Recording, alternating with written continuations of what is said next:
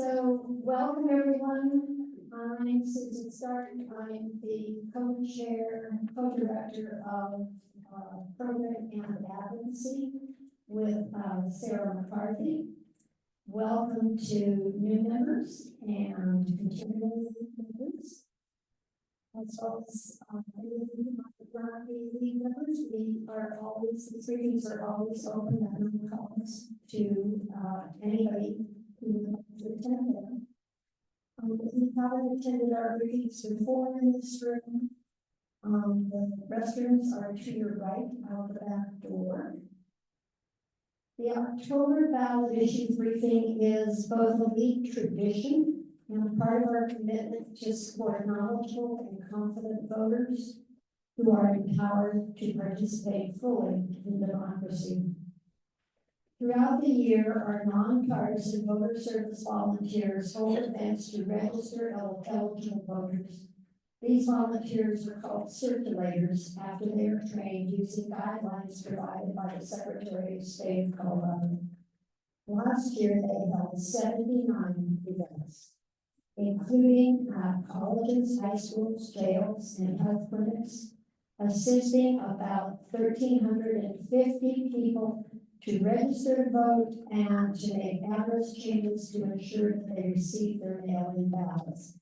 This is a wonderful group of volunteers. And some of them are here tonight to give this presentation. The voter service area is just one of the places you can volunteer your time and energy with. I'm going to thank Lisa Harris, who is in the back. And Mariam Borisius, who are the co-chairs of our great voter service team. Mariam happens to be home or somewhere tonight because she's giving birth to the next generation of voters. Lisa has been a member of League for about 3.5 years and our voter service chair for about 2.5 years. Another person I want to be sure to thank and acknowledge is Diane Young, who has held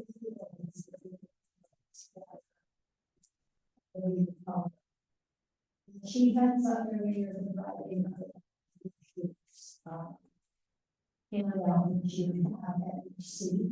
It's not spoken it's definitely written with our nonpartisan stance that we take in mind. It's much easier to read than that blue book that all of us got in our mailboxes, so I'm hoping they read this good. At the end of the briefing, as you exit, you can pick up a handout called Where the League Stands, which will be on the back table. And it discusses the position that's taken on each of the ballot issues by our board of directors. But we want to keep this part of the briefing educationally focused and not turn toward people decide what they want. The next briefing will be on Tuesday, November 18th on Zoom, starting at 5:30 p.m. The topic will be the challenges faced by print journalism and threats to our First Amendment rights of freedom of speech and freedom of the press. We will highlight the documentary film that is called Stripped for Parts, Journalism at the Brink. Stripped for parts, you can hold in your mind like an old car or even a perfectly good car that's been towed off and they dismantle everything and just use the parts. So that's what's happening to some of the print media.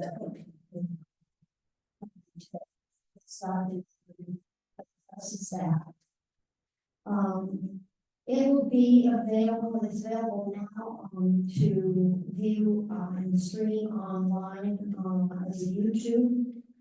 And you can watch it before November 14th, or you can wait and watch it after the briefing. It will be shown on PBS, Rocky Mountain PBS.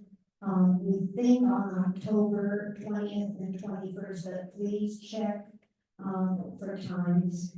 The speakers will be Larry Reitman, who is a reporter for the Colorado Sun, and he appears in that documentary. And then Dr. David Wolfgang, who is a professor of journalism and law at CSU. We are dealing with challenging and sometimes discouraging times.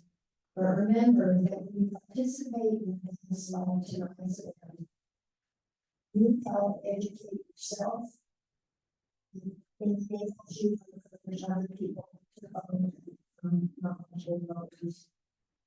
When you focus on local issues for which you do have say, you are staying civically engaged and supporting democracy.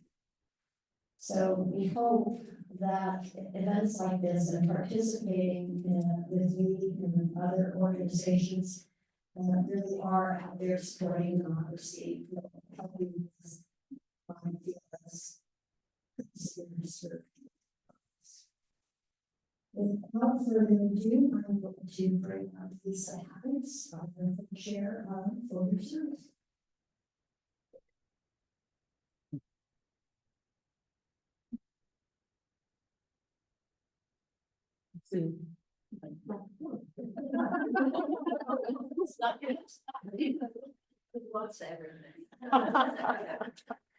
Thanks for coming. Sue went over a lot of what we're going to do tonight. We want to become better informed voters, so thank you all for coming.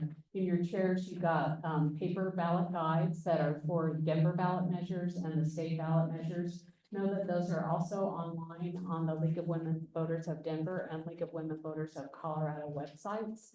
On the back table, we have a few QR codes in case you want to catch those that go to the Denver and the Colorado website. And we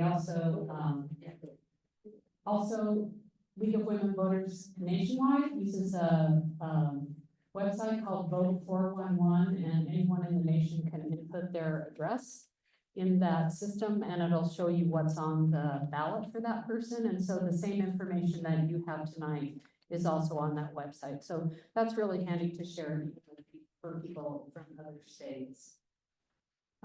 We don't have any information on paper on the school board candidates.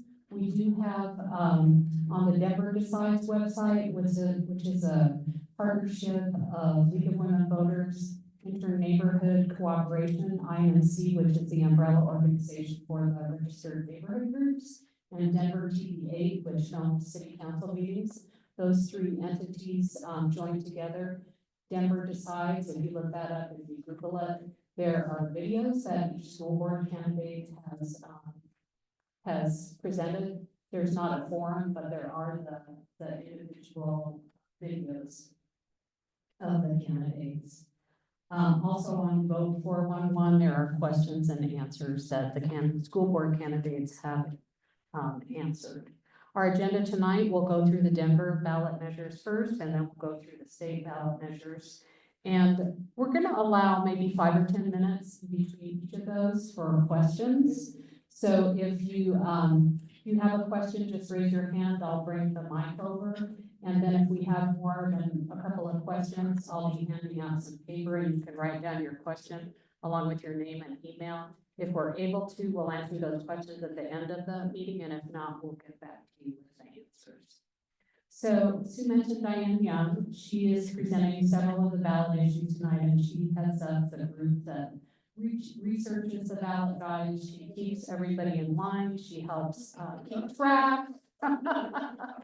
Starting in the spring, she's figuring out what might be a ballot issue. Then we assign them, and she helps put everything together for the printing and the assembling of the ballot guides. So thank you, Diane. Diane, you want to stand up?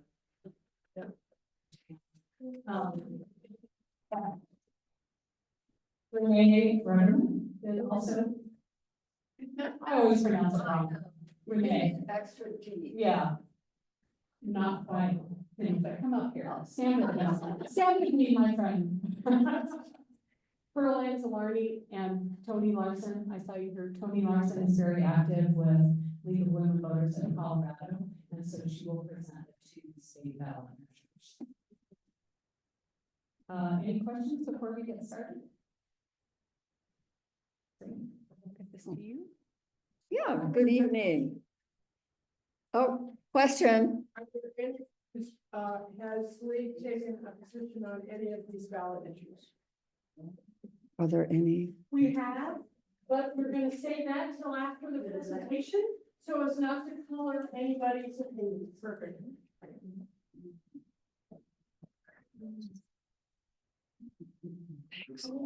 Can I say one more thing, I forgot? Sure.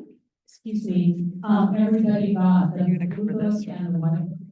Cover this line, go down, so just. Oh, do you want me to use this? I'm gonna use it. It's up there, so. The white book you got. Okay, and so how do I keep going down? Carol. So those are You your have trouble, bonds. just call me on one. There are $3 issues which are not covered in here. They are covered in the little line. And also covered under the website, but it's really very long.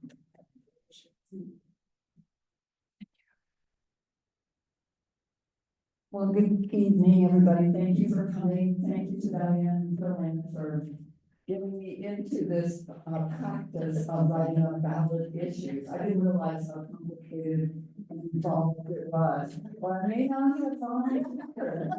Honestly, Don't But- tell. oh, okay. I love doing the research though, because the research is amazing. So, I'm going to talk about the initiated ordinance 310, which is to retain the flavored tobacco ban. I have absolutely no interest in tobacco, you may be able to tell.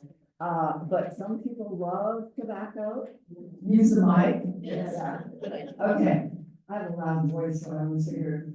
Everybody, I'm sorry about that. So anyway, I'm gonna be talking about initiated ordinance 310, which is to retain the flavored tobacco ban. And I have no interest, like I said, in tobacco necessarily, so this is a whole new road for me.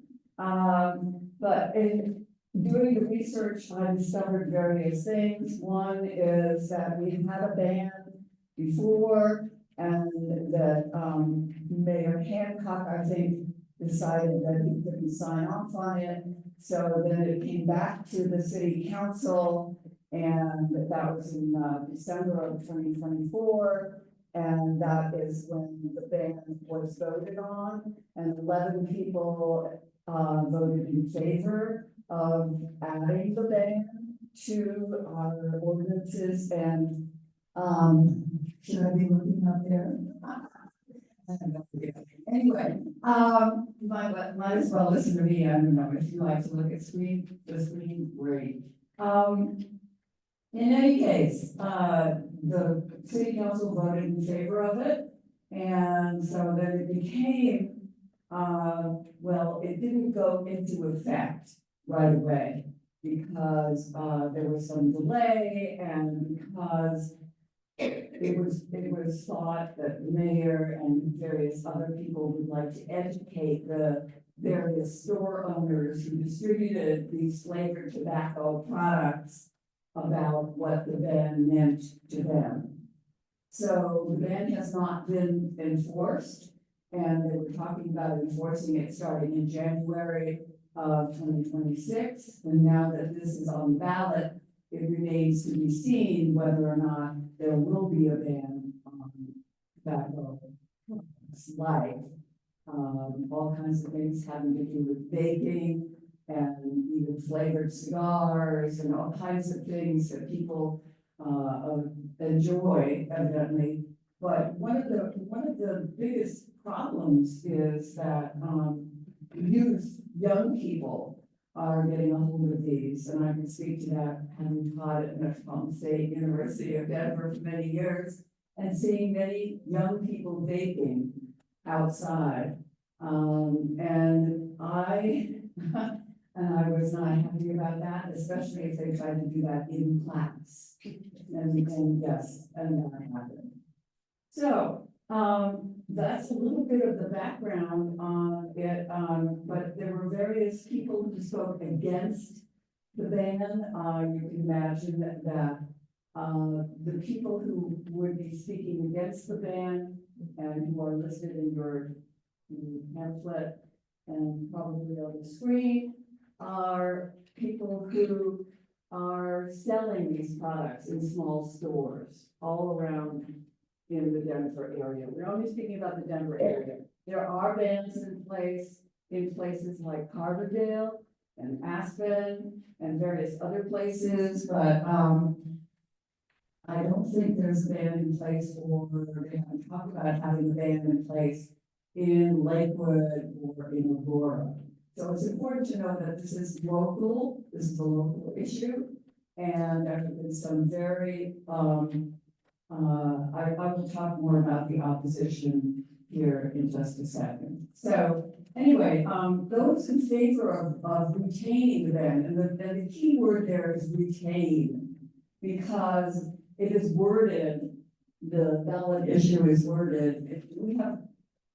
Can you bring up the ballot issue itself? Thank you. No, I don't have a ballot. Oh, yeah, oh, I'm sorry. Yeah.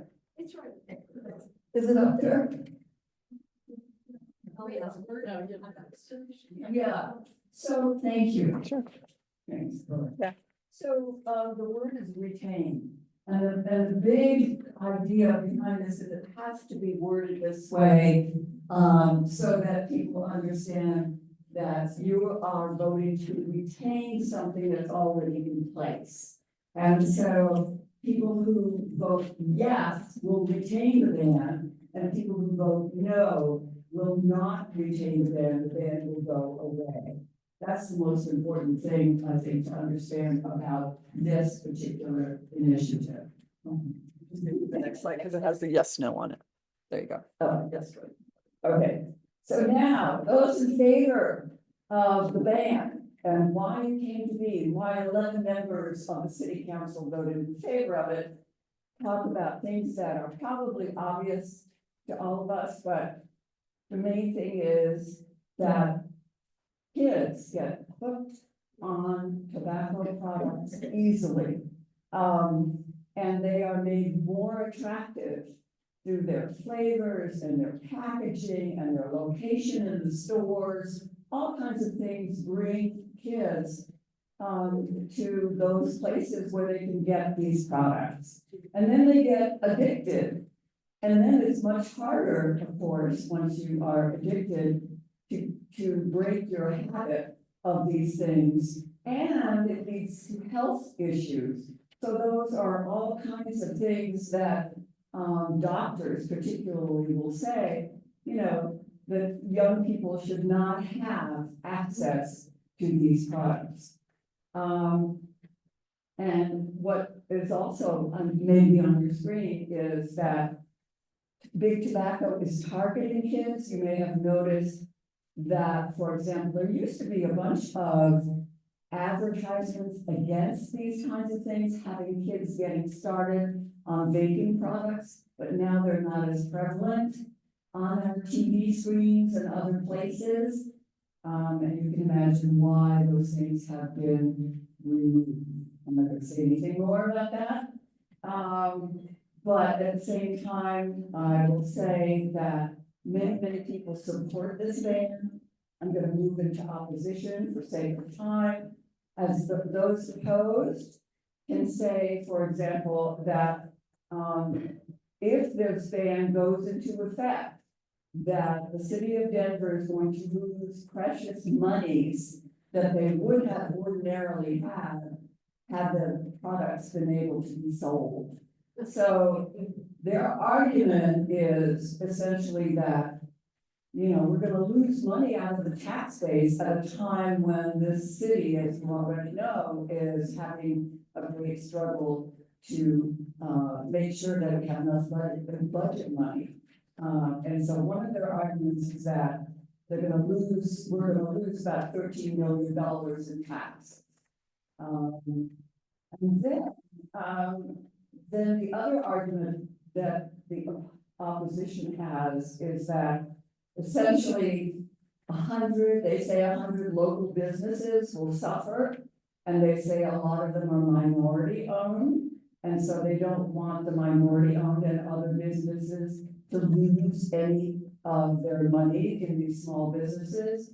So that's another one of their arguments. I don't know if that's on the screen or not.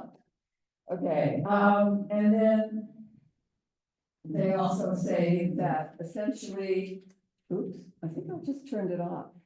No. It's, it's the green light, okay, got it.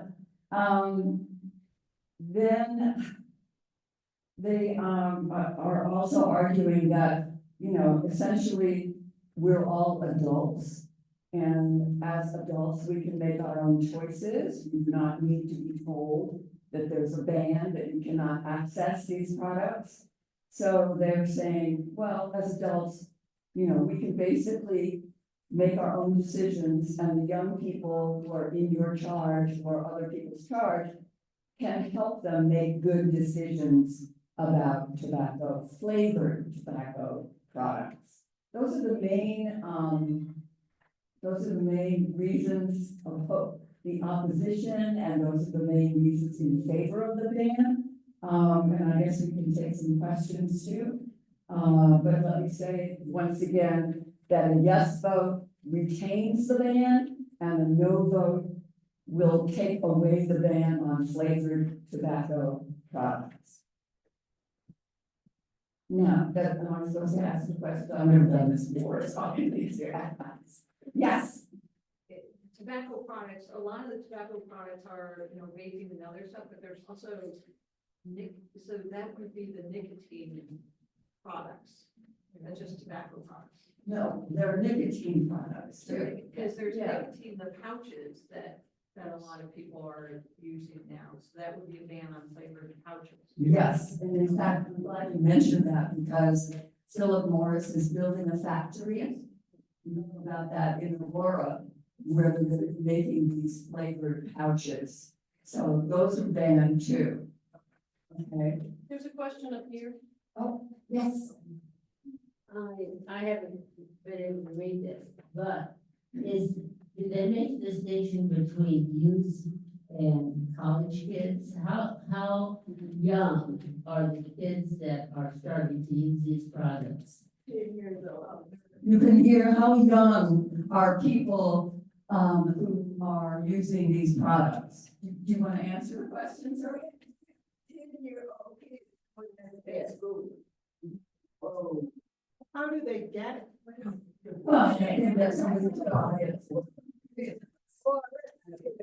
buy it. Yeah, Maybe they just go in and buy it. maybe they can go in and buy it. We know how that goes, but that's a good question. I think they're supposed to not sell to anyone under 21, okay? However, how much that's enforced, I don't know. Other questions? I think this is much bigger also than I had realized. Yeah, do you have a question? Oh, okay. Okay. This is much bigger than I had thought about originally. Yeah.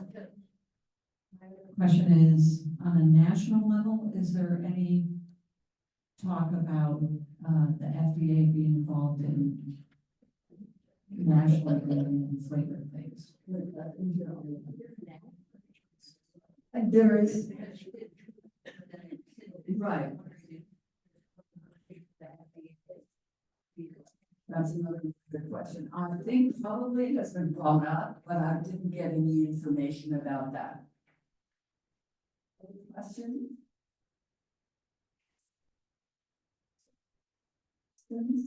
Thank you. Sorry, I'm not very good at moving. Thank you. Thanks for doing that. Thank you. All right, I have 5 of them, but they're all very similar, so we should be able to get through it fairly quickly. So referred initiatives 2A through 2E are the Vibrant Denver General Obligation Bond packages. It was referred to the ballot by City Council. They had a lot of community input, and they also got recommendations from City Council. It's a general obligation bond. It's similar to the previous ones, Rise and Elevate. It uses existing property taxes, so taxes will not go up.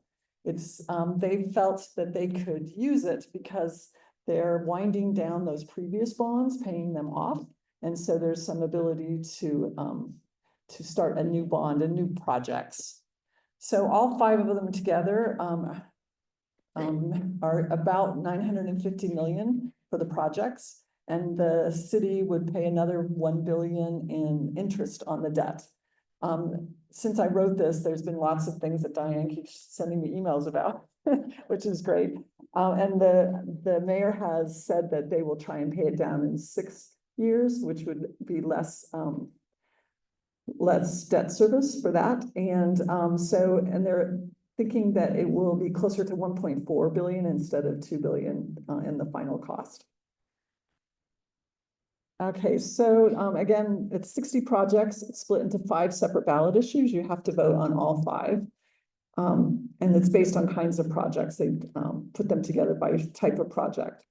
All of the proposals received a strong majority of council support, though not unilateral support. So I'm going to go through all 5 of them.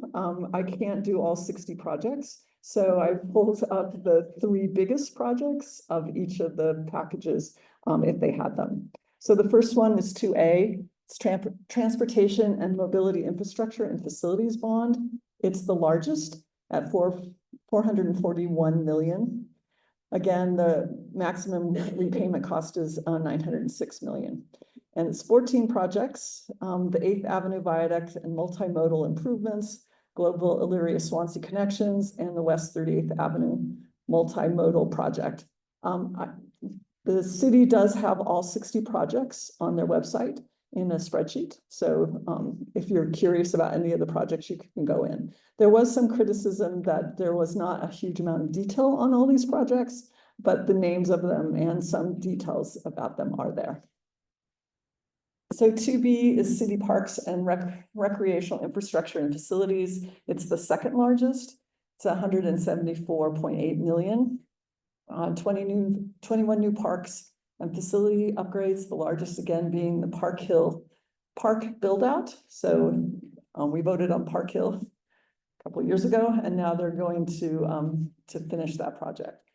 Southeast Recreation Center and Skate Park, and the Atslon, I think that's how you say it, pool replacement. 2C is the Health and Human Services Infrastructure and Facilities Bond. It's 30 million. It's for the Denver Health Sam Sandos Westside Family Health Center replacement and the Denver Children's Advocacy Center Children's Center. And that, I believe that's all of them for that one. Then 2D is City Infrastructure and Facilities Bond. 244 million for 18 city facility projects. The largest again are the First Responder and Public Safety Training Center, Red Rocks Backstage Expansion, and the American Indian Cultural Embassy, which is of interest to League because we have a partnership with the American Indian Center. We've done a lot of voter service with them, and they have asked us to support this. 2E is the Housing and Shelter Infrastructure and Facilities Bond, 59 million.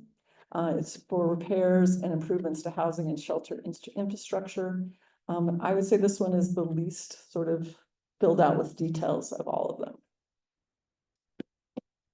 them. So those in favor are generally saying that it's an investment in the city's future. So funding local, high impact projects, can foster equity, strength and vibrancy, economic resilience. The bond issues promise 10,000 jobs and 2 billion in economic impact. That's from the mayor's office. Those opposed say it takes twice as much valuable money to do these projects through debt. And again, as I said earlier, there was some criticism that public cost breakdown for the 59 or 60 projects in the bond have not been provided. So a yes vote for any of the ballot measures would mean that an existing mill levy that voters had previously authorized for paying back bonds would be extended and the proposed projects would move forward. A no vote would mean on any one of them, so it's yes and no on any of them. The city would continue to use the existing mill levy to pay down current bonds faster, and the proposed projects would not move forward. There is support. There is quite a bit of support, endorsements from former mayors, Hickenlooper and Bennett, Phil Weiser, 9 of the 13 Denver City Council members on the Denver Post editorial board. The opposition is this from a group called Citizens for No New Debt. Interestingly, they filed an ethics complaint with the Colorado Secretary of State last week because donations to the campaign, some donations from the campaign came from the zoo and botanic gardens, and they're part of the Scientific and Cultural Facilities District. So there was some criticism of that. So I think that's it. Questions? Question. Sue's gonna, or Lisa's gonna come with the microphone. So, because we're recording by Zoom too, so it's better if we can get it on. And, you know, I know you really want to talk about these 5 in particular. My question is, what's happening, what will happen to all the other unfinished projects? For example, I mean, I've only been here a few years, but I've been on the lead water list for 4 years. And I live in a nice neighborhood. And they give me pictures, but I'm a public health nurse, and I know that any amount, and they tell me, oh, it's not that much. But any amount is a lot. So why are we doing more things, or proposing to do more things, when we haven't finished really important other old things? And the sidewalk program that many of us voted for hasn't seen the new sidewalk. So my question is not really, it doesn't have to be related to those 2 issues that I've just mouthed off about.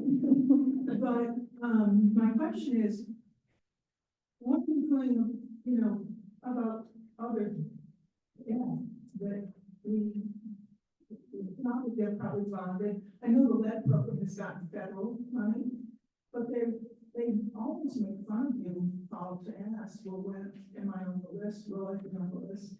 And they said, well, you know, the city has 250 something thousand homes that are impacted by lead in the water. That's a lot. And quality of life is definitely impacted. I just wonder, are we just turning our back on the unsolved problems and moving forward with increasing debt? So I don't have a very good answer on that. I would say that the city would probably tell you that they listen to the community, and these are the projects that trickle to the top. Probably not trickle up to the top, that came to the top of the projects. And I don't know about the previous bond projects, how far along they are. I'm sorry, I don't know. So the issue about lead in the water is with Denver Water, and it's a separate governmental entity from the city of Denver. These ballot issues won't address that at all. And It's a new proposal, these are new proposals. right, If the city of Denver, who contracts with Denver Water, thought that this. yeah, no, there's 2 very separate The city entities. of Denver would like to sell itself as a quality of life city. And they talk about it when they want to do the new things like the zoo and, oh, we want a quality of life issue. But I kind of think the lead in the water, they could solve if they considered it a quality of life issue. Yep. Can I, it's my understanding, Denver Water, it's a 15-year project. You need to speak with the mic, because we're on Zoom. Oh, That we're on Zoom, they will record it. I'm living in Park Hill, and we have had the Denver Water fix all of our pipes to copper. And it's a 15-year project for the city. It's not anything done except by Denver Water. And it's an incredible process. And I now have all copper pipes, paid nothing, the whole thing. So I don't think it even is involved with any of these issues. That's right. That's up to Because Denver's not spending money on it, the water department is. I think it's an answer, but not to the problem. We want to get to the other questions. So this might be silly, but I don't know. I don't know what an existing mill levy is, so what does it mean if, like, none of these pass and then they have to use an existing mill levy? So if none of these pass, the existing mill levy is money that's already been collected through taxes that we voted on a while ago. And so they will continue to pay back the previous ones and pay them down quicker. And our taxes won't go up. And our taxes won't go up in either case. I might, the two bonds that are left are the Rise and Elevate bond, and they're both reaching maturity. They are. Right?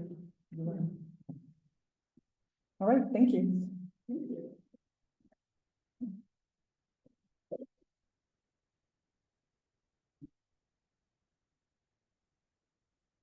You can down arrow right there. I'm Diane Young, and, I've been working on this for quite a while. I was gonna just say, it's not an easy process to do ballot issues. We start like Lisa said, we start looking for, things that might be coming out and checking these and letting each department see some of the institution out, and, it's just like that. Years on, so it's a team. Renee and Furlan this year, and she was for Furlan formats it. And Duncan himself was editing. And we also had it translated into Spanish. We have some good stuff. So Furlan also put together.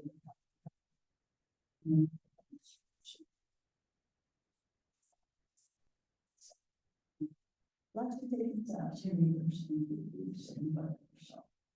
we decided, although it says a yes and no vote, we had a meeting, we decided.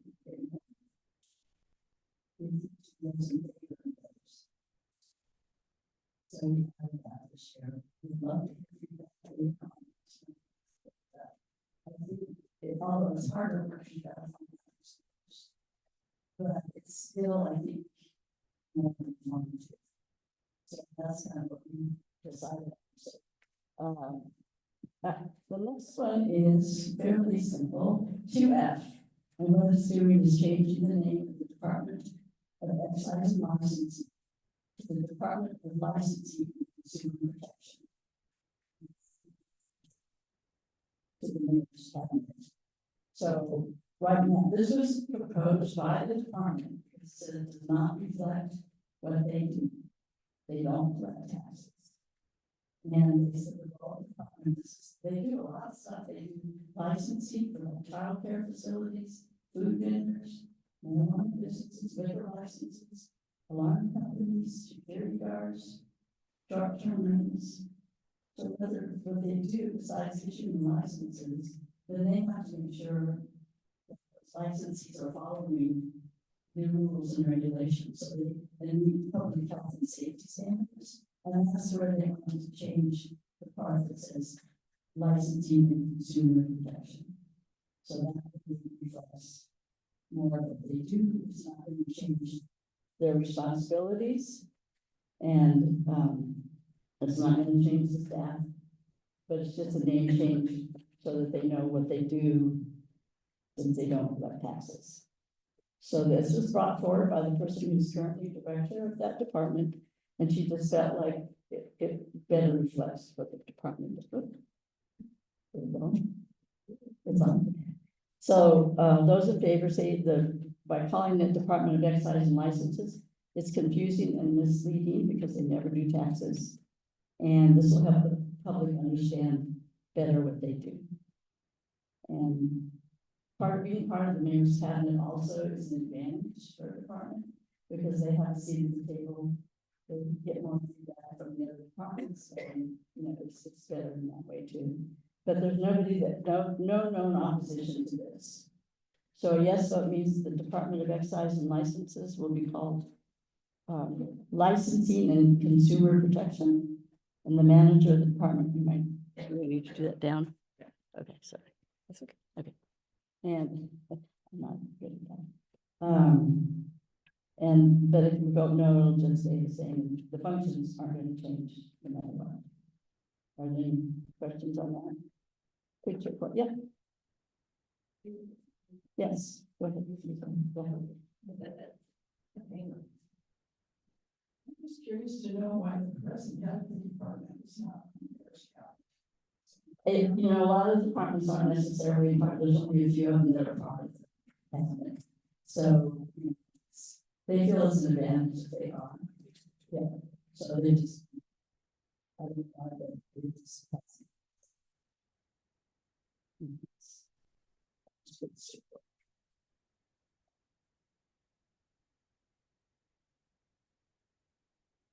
All right, this one seems to be a little more controversial. It was placed, sponsored, by, did we talk about initiated and referred?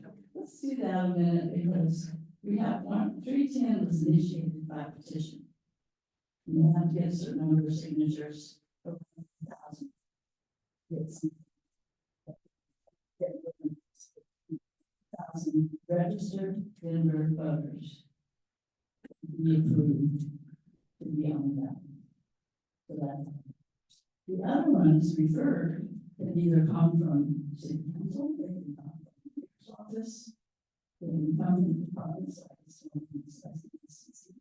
It all has to go through the city council.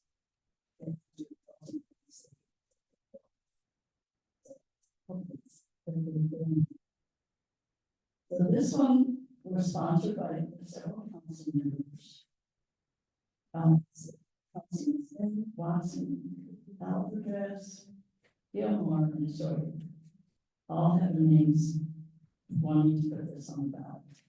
And they have some council meetings, community meetings, and trying to get this, see kind of input they get. So what it does is referring to the amendment to the charter, and it would change the way we elect the 2 Denver City Council at large members. So right now they're elected on one ballot. So you go and you see all the names, and then whoever gets the top 2 wins. But what this is trying to do is requiring that they either pick a seat A or a seat B in order to run. Yes, I'm sorry. So they either have to pick a side before the election, before their name goes on the ballot, that they are going to run for seat A or seat B, city council. So that's a big difference. The reason they did this was they felt like a lot of the council at large members are elected, like maybe 20%, 30% of the votes. Since they're all on the ballot, it could be 10 people on the ballot and just the top 2. And they feel like city officials should be elected with support from a majority of voters. And at one time, actually, when we decided to have council at large, it started out that way, but there was a lawsuit and it changed to be the way it is now. So,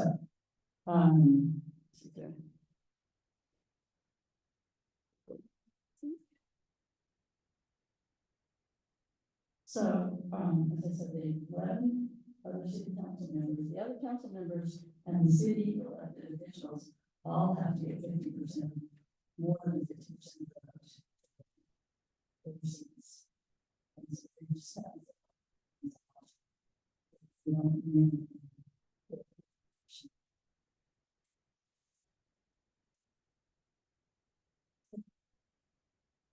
so basically, it'll change the city council at large position by separating them into 2 different seats, A and B. And each person has to get a majority of the vote in their respective seat. All right, so those in favor, that's all. Those in favor Oh, so there is a group, actually, I'm sure the city council members, they cannot, they're theoretically not supposed to. Once it's on the ballot, they're not supposed to get this information. So they formed a group called Yes on 2/6 Majority Vote. And that could be found on. So those in favor say the driving principle behind placing the city council two at-large seats are officials representing a citywide constituency to be elected by a citywide majority. Election methods should not discourage people from casting all their votes. Placing the two at-large seats on separate ballots ensures all Denver elected officials receive a majority vote. The voters' original intent when the council at large were established was they be elected by a majority. But lawsuits left Denver with a hybrid plurality winner system. So they say, the people in favor say, sometimes they've been elected with as little as 17% of the vote. So they feel like it restores the original intent of having council at large. And the vote for two on a single ballot prompts some people to just waste their vote and do one, they'll just say, I don't want to vote for two. So, let's see. So those opposed, the people that gave me this information was the Colorado Coalition, the Colorado Criminal Justice Reform Coalition. But also Common Cause sort of feels the same way, but they did not want to do anything. I mean, they didn't want to give me information. They just gave it to the other group. So, oh, sorry. Okay. So those who are supporting claim that this will increase, even though they say they claim that it'll increase voter participation. The problem is off-cycle, low turnout April elections, which all of our city elections are. The obvious solution would be to get more voter participation, would be to move Denver's election to November, when more people would vote. Currently, voters can select any two candidates, and this would force two candidates into separate contests, limiting voters to one choice per seat. So I think they think part of the problem is that they have to decide if they're going to run on A or B before they know who else is running. So anyway, supporters claim that's necessary because of undervoting, but many voters choose to bullet vote for their top candidate. So it's pretty simple. If you vote yes, it means you want to change the way we elect our two at-large council members. And if you vote no, it'll stay as it is. Questions? Over here. Okay.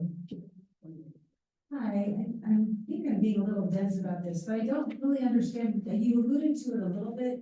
So with the two positions, you're saying that, so let's say there's a field of 10 candidates who want to be one of the two members at large. So do they, I mean, they have randomly decide they're going to be one or two? Yeah, that's yeah.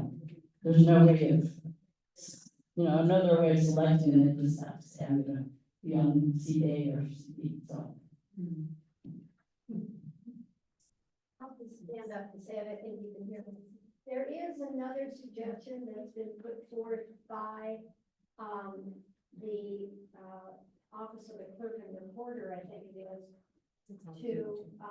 there is another suggestion, that's been put forth that another way of handling this would be to have the, vote to replace the at-large, one of the at-large, council members every other voting cycle, so that so you wouldn't be voting, that this would allow us to vote on one at-large person and one voting cycle, and then in the next voting cycle, so they would overlap one another.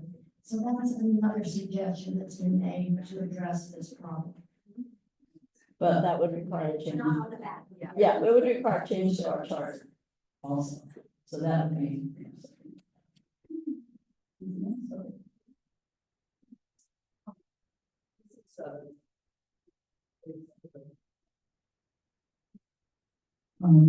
I'm sitting next to somebody who's a little confused, so yes, I went to one of the early meetings on this issue. And what they're saying is they're going to eliminate one single ballot in which you vote for two people. And they will replace it with two ballots. Right. Ballot A, Two, ballot B. Well, basically seats, like, instead of District 1, District 2, would be A, B. Yes, right. That. And people will decide, the politicians will decide when they decide to run. So I asked a question about, is there a neutral way to make sure that people sign on politics? So what that means is that when a person runs for election, they will look at ballot A and they will look at ballot B. They are the first person to sign up to run, their name will be there. If they are the fifth or sixth or seventh person, they can see who ahead of them is on ballot A or ballot B. And that might be their decision as to which ballot to choose from. Interesting point. And just a clarification, when you say ballot, I think it is Seat A. or seat. Yeah, no, Yeah. that's right. And one more clarification, this would mean that there would be runoff, that the at-large council people might be involved in the runoff. Whereas now they're the only seats that can be elected without a runoff and with Yeah, less without a than majority. 50%. Yes, yes, that's good clarification, thanks. So if the candidates get to choose, and you have two who choose to be on the A ballot, and 12 who choose to be on the B ballot. The downside, I think, to that is that they have to decide before they even know who else is running. So, I think we could probably have time for one question.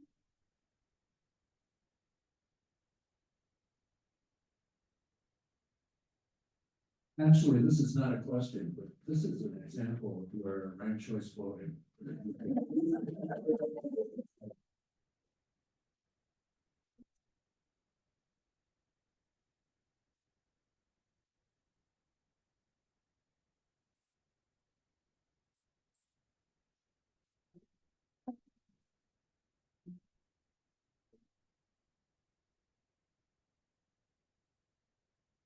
Yes. You can't do for the two. Sorry, if we are going to go to ranked choice voting, these seats have to be split because you need one winner. You can't do an audit. You can have two votes. Yes, you can, but you can't do an audit for a two-winner election. You can't do an audit. So, it's even more complicated than you think. Yeah, there's a lot to think about. Okay.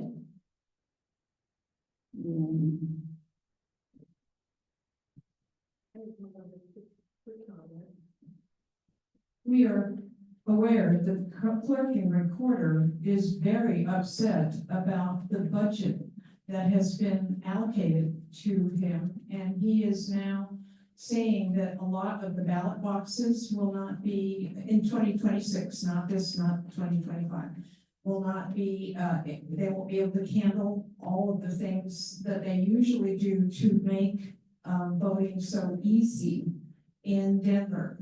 If we add this on top of all that, this is going to cost a great deal of money. A runoff election is almost as expensive as the first election. So we're actually making it even more difficult for the clerk and recorder to make his budget. Well, that question came up, and the fact is that we have runoff anyway, because of the mayor's race, auditors and the other council people, and then have to do runoffs. It will be more expensive to the person running, but the city, is doing the runoff. But anyway, okay, so shall we introduce, who's introducing Tony? Are you? Okay.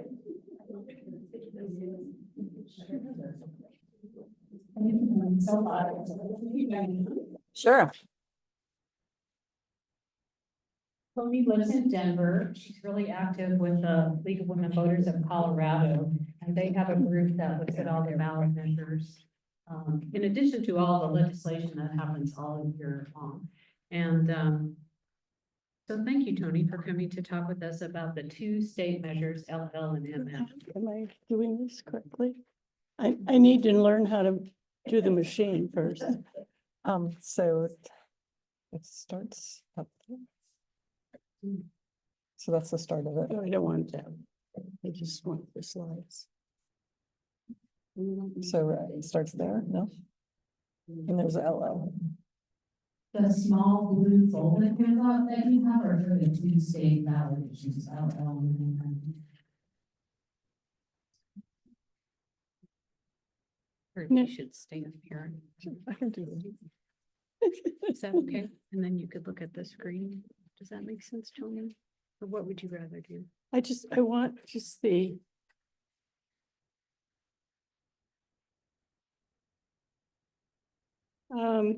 Okay. We'll figure it out. Okay. I wasn't gonna use the slides particularly anyhow. Give you something to read if you don't want to listen to me. But the state has decided at this point, the state being the legislature, that there will be only two ballots or two issues on the ballot. And that's a respite for many of us or all of us.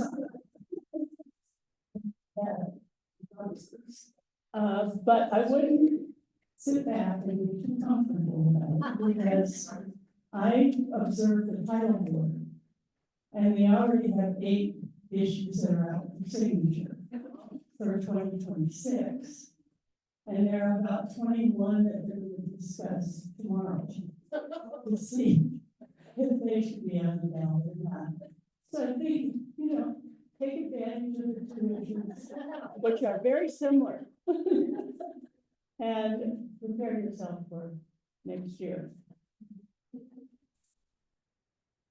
So I'm going to do a little bit of history first. In 2022, a proposal was passed. It was numbered, if you will, FF. And it created a revenue stream to fund school meals for all students, regardless of need. So whether a student comes from a family, low income family or high income family, those students would be eligible for the funding for the aid to lunches particularly. The revenue collected through the method was over the amount projected in the ballot issue measure that was approved. So you voted on something that had a specific number in it, and thus, since they're collecting more money, and they would like to keep that money, because they need all the help they can get for school meals. They are asking us if they can retain the money that has already been collected. So if you want a quick name for this, it's the retention issue. So you retain. Now, parallel to this, this issue was, excuse me, this issue was referred by the legislature So there was no petition filed. And, it's a the ballot question is this. Without raising taxes, may the state keep and spend all revenue generated by the 2022 voter-approved state tax deduction of individuals with incomes of $300,000 and more. So what happens is that there is a particular allowance for people with a higher income. For a single filer, it's $1,000. And this cap has created the problem that we have now, or a supposed problem that we have now, that we're taking in more money. And so one of the suggestions is that we lower the cap. So maybe from 1,000 to 800, so that we would take so much money. That we would be funding the program pretty much at the same level of funding. So we allow them to retain, which is about $19 million. That allows them to fund the school budgets.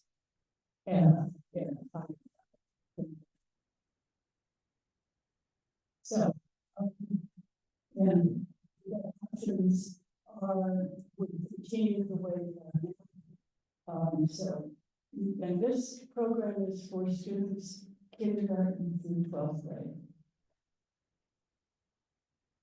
Okay, now, M is preferred by the legislatures, the state legislature as well.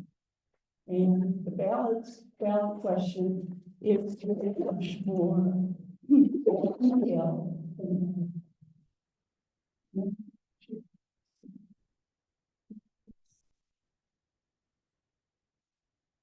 This is a very, very short description of it. I would also say that there's the blue book. You will see in the blue book some things about the tax in the chart about who gets what money and so forth and so on. I'm not going to go into those kinds of details right now.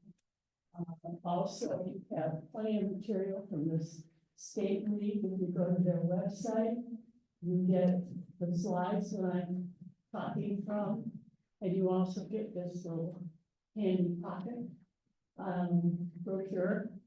And we're going to talk about this, the centerfold of this brochure in a minute. This is very helpful. So we'll get to that shortly. So this one would, the state taxes would be increased by $96 million on the same level, the same income people, and for the healthy food program. And families, including the healthy school meals and all programs and connection therewith, increasing state taxable income only for individuals who have a federal taxable income of $300,000. So this affects the higher income people.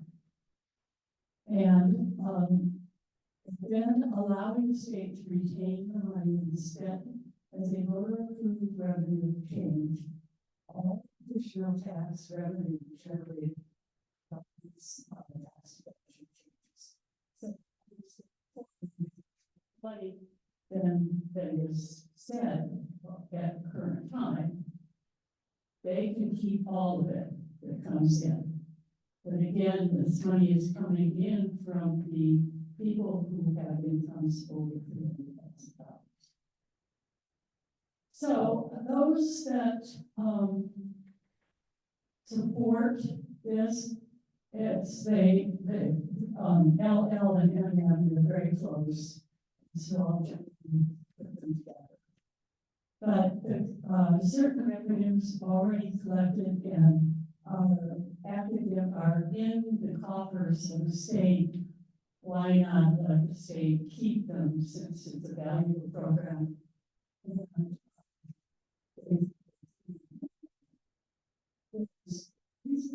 the lunches are given to all students, even if they come from a family that's supported and they pay for it themselves, is because there was a lot of discussion about the stigma that is generated if it's just the low-income kids who are getting the free lunches, so they have to turn to get the free lunches to everybody. And let the state, we have to say, to keep the money, then we will be more fully funding the program. And, you know, basically, hungry students are not good students. So that is another reason why the legislature has referred this to voters. To do this because there are provisions under the taxpayer. Think I'm on safe ground if I say, if I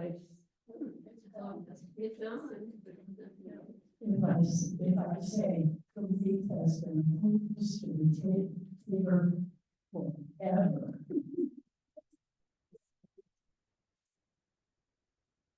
And I have been opposed to it forever.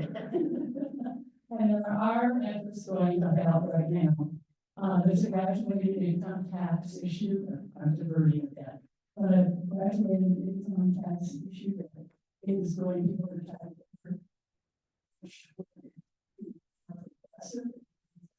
It's about progressive system. So that's happening, and there are groups, a main group that's meeting to talk about other things that can be done. If you want me to, I can do a long lecture.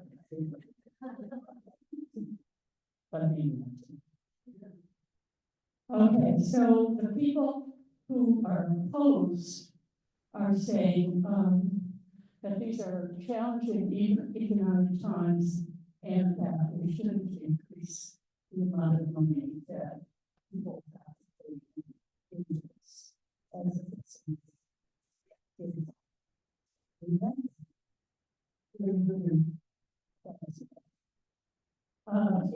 they also don't like the fact that all students get this. They think that people who are economically able to occasionally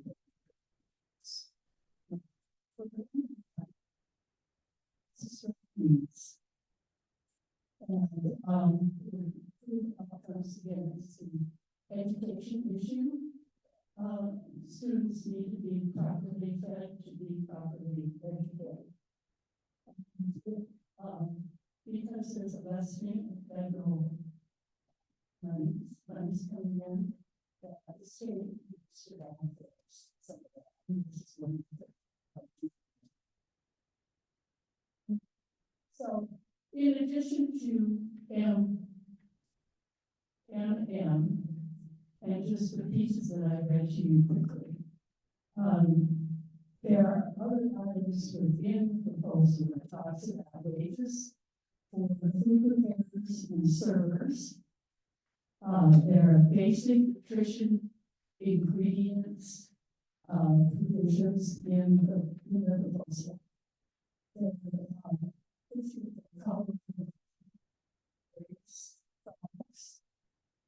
And some kind of nutrition assistance program, SNAP, which under and we get some of the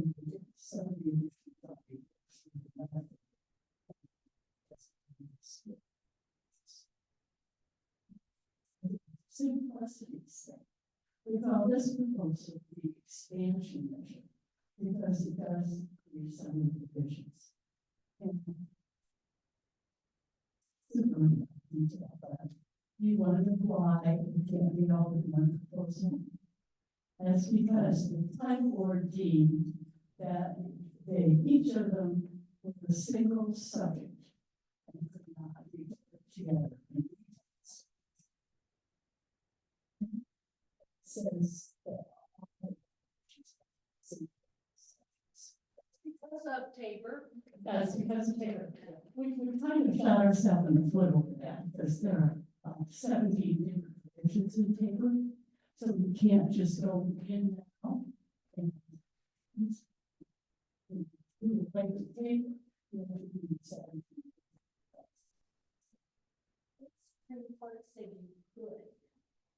I haven't seen it, sorry. That's one several years ago. Yeah. But the question is, can you talk to me? Well, all the groups that I'm working with are not doing that. So anyhow, I'll go back now. I can get this chart. And you can have it. There.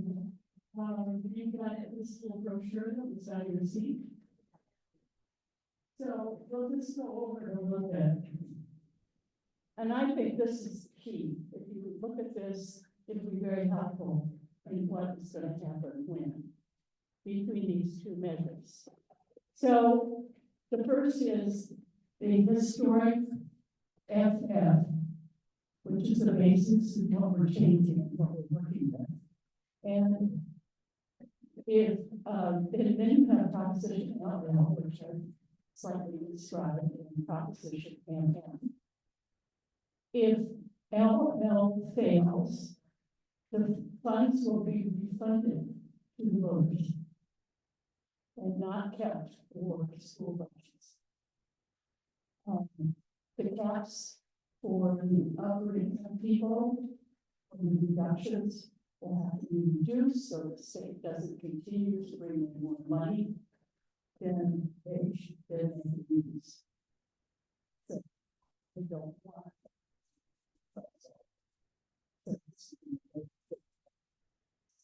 If it passes, then the funds remain with the state and the public school. Proposition MM raised an additional 95 million annually by further reducing deductions. So it provides more money and it allows the state to retain the money it collects, even if this 95,000 or $1 million is not the true number of the money coming in. If it's, 125 million, the state will be able to keep it. Even though it's printed in this blue book, it still said one of the provisions is that the state will be able to keep it. So if LL fails, we talked about that. So you have different scenarios in this. You have different scenarios about whether both of them pass, both of them fail. You can see that there are different scenarios for LL passes. That's why this chart is because it will help you navigate. What happens here. I think that's about it. I think that's something about LLMM. Yes.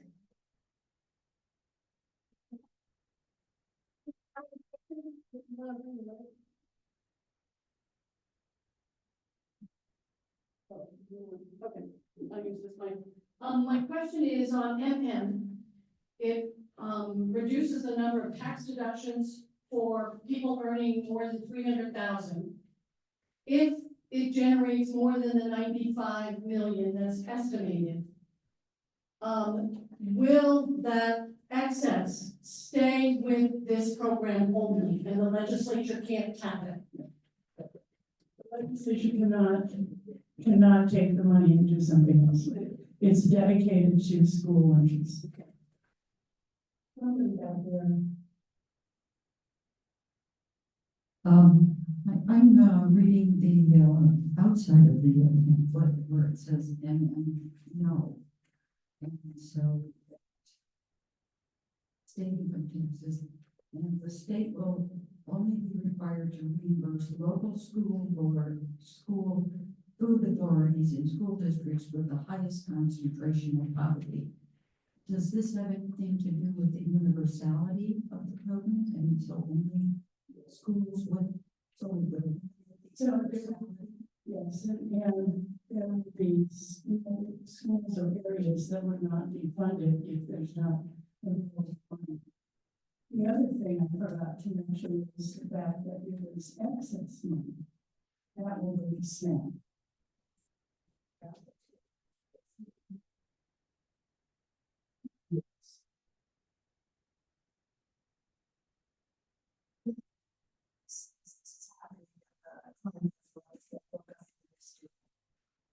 To cut food programs that benefit children in this country. So this is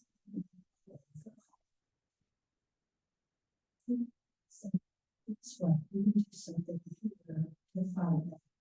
That's what's happening. Quite long in Chinese people where this stance is. If there are no more questions, we do have handouts in the back.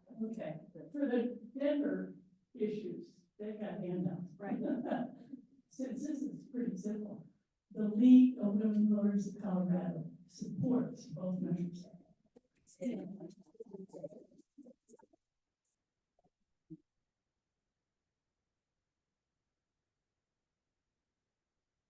According to this, the original proposal FF had the same $300,000.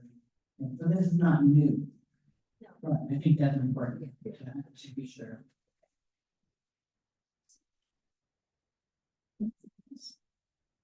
Is it $300,000 before taxes or after tax? Federal. Yeah. It's based on the federal adjustment. Process. And the other thing is, please look at your blue book if you have detailed questions like that. Because there are charts in there and other things that would be very helpful if you want the real details. Are there other questions about LL and MM?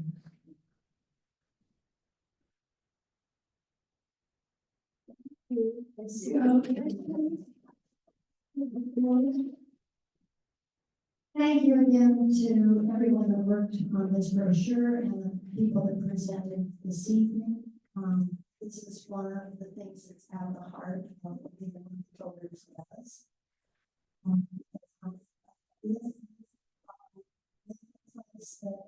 Some of the places where multiple people want to have some of these brochures in your neighborhood, please let the league office know, and we can get brochures to you. We do print them up, and they, as was mentioned, it's also printed.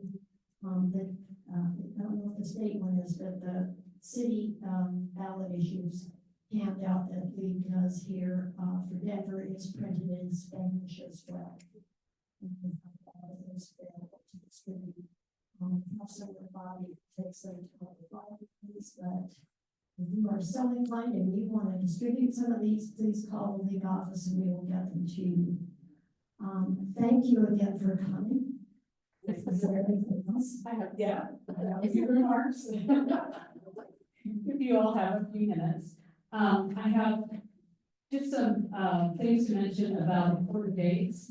So make sure that your ballot is turned in by 7 p.m. on November 4th. And if you mail it, I would suggest that you get those in by October 27th. There are drop box locations and voter service and polling centers listed in that you got from the city.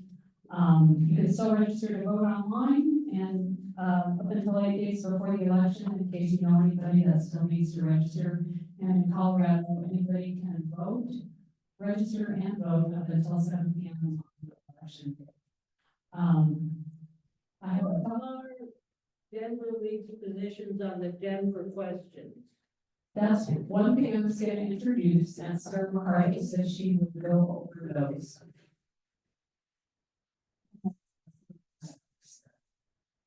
I'll be quick.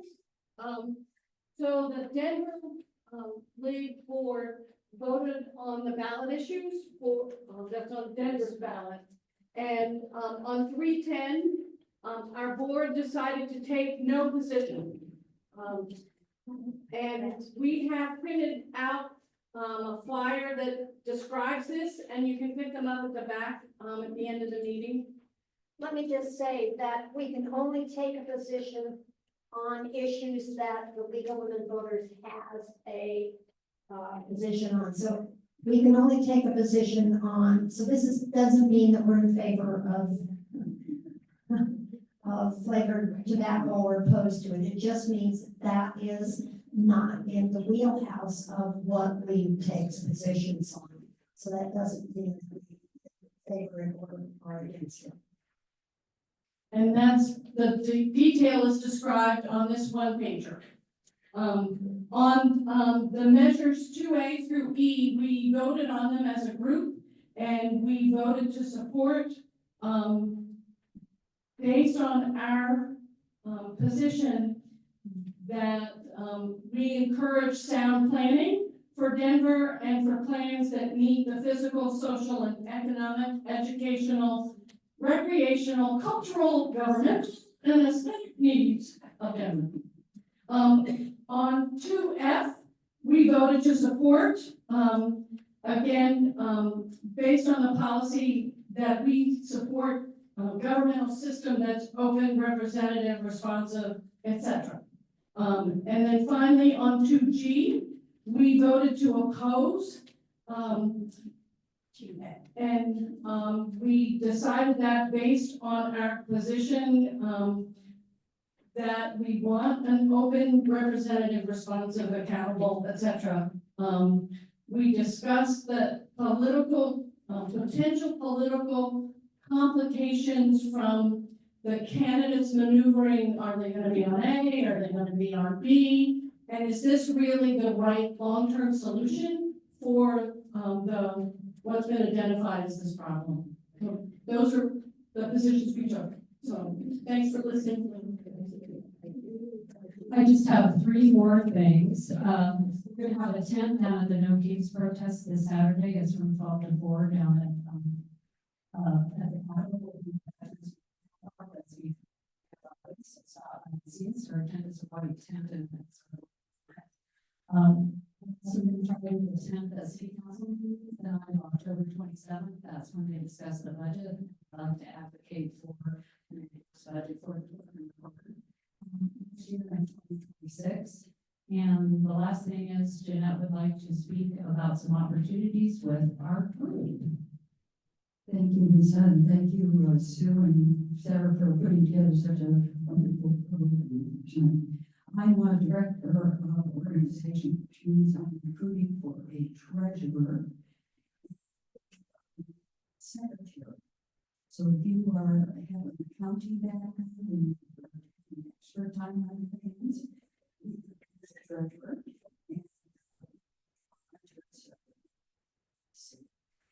Also, secretary. Fortunately, the previous secretary was perfect in care. So if you would take the time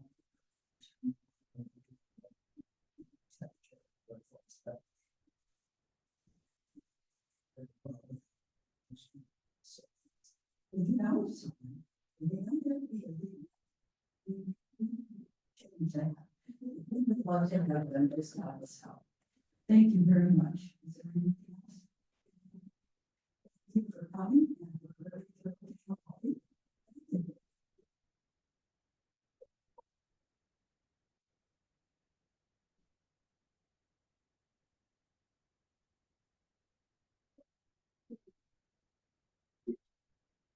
What is that?